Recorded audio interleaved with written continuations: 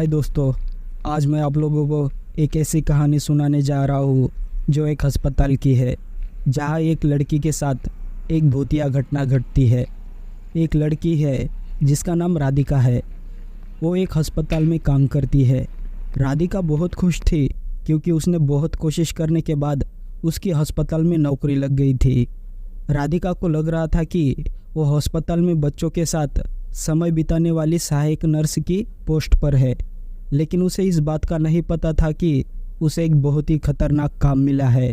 Radhika night shift पर काम करती थी और अक्सर रात के समय में अकेले ही अस्पताल में जगह जगह चक्कर लगाती रहती थी।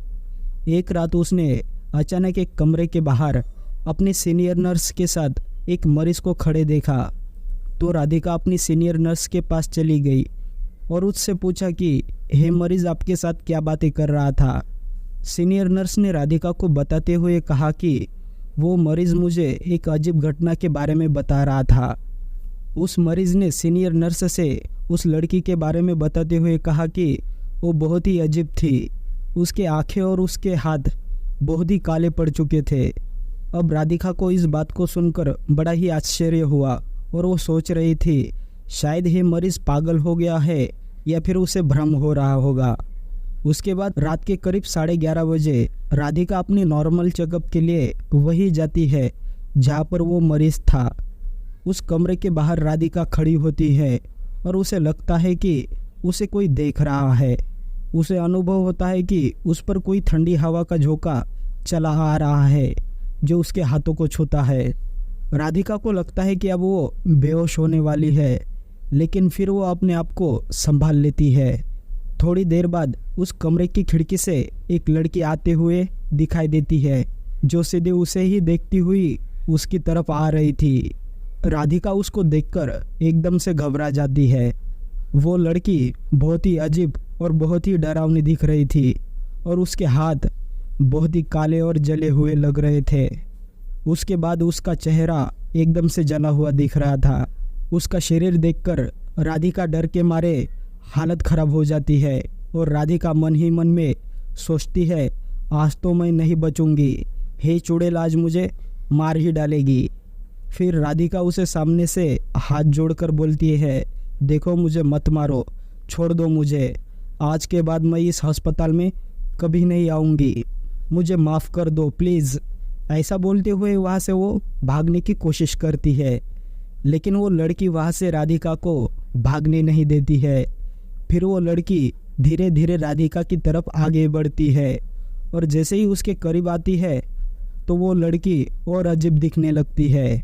फिर उस चुड़ैल ने राधिका के नज़दीक आकर कहा, मुझे बचा लो। इतना बोलकर वो कमरे से बाहर चली जाती है। राधिका अब डरते डरते थोड़ा शांत हो जाती है और सोचने लगती है कि इस लड़की ने मुझसे ऐसा क्यों कहा कि मुझे बचाओ। फिर इस घटना के बारे में राधिका अपने स्टाफ को बताती है, पर उसकी बातों पे कोई भी भरोसा नहीं करता है। अगले दिन वो लड़की फिर राधिका को दिखाई देती है और राधिका को बोलती है, मुझे बचा लो। इस पर राधिका उस चुड़ैल से बोलती है, आखिर तुम्हें क्या परेशानी है, मुझे बताओ, मैं तुम्हारी मदद करूँगी। फिर वो भूतनी राधिका से कहती है, कई साल पहले मैं भी इसी हॉस्पिटल में नर्स थी। एक रात मैं यहाँ सारे मरीजों को देखने के बाद मैं एक कमरे में आराम करने के लिए चली गई थी। मुझे नहीं पता था कि कब मेरी आँख लग गई, मैं वहाँ पर सो गई। कुछ ही देर में पता नहीं कैसे वहाँ पर आग लग गई और मैं खुद को बचा नहीं पाई और वही जलकर मैं मर गई। हॉस्पिटल की बदनामी ना हो जाए इसलिए हॉस्पिटल वालों ने इस बात को बाहर फैलने नहीं दिया और मेरी लाश को हॉस्पिटल के पीछे दफन कर दिया। तब से मैं चुड़ैल बनकर भटक रही हूँ, मुझे मुक्ति नहीं मिल रही है। तुम मेरा क्रियाक्रम करवा दो ताकि मेरी आत्मा को मुक्ति मिल सके। इसके बाद राधिका ने हॉस्पिटल वालों को यह सारी बात बताई। तब जाके हॉस्पिटल वाले उस लड़की के बचे हुए अवशेष को वहाँ से निकालते हैं और विधि विधान से उसका क्रियाक्रम करवा देते हैं। इसके बाद ना ही राधिका को और ना ही उस हॉस्पिटल में किसी और को वो लड़की दिखाई दी। तो दोस्तों, ये कहानी आपको अच्छी लगी हो तो चैनल को सब्सक्राइब करें और स्वस्थ रहें।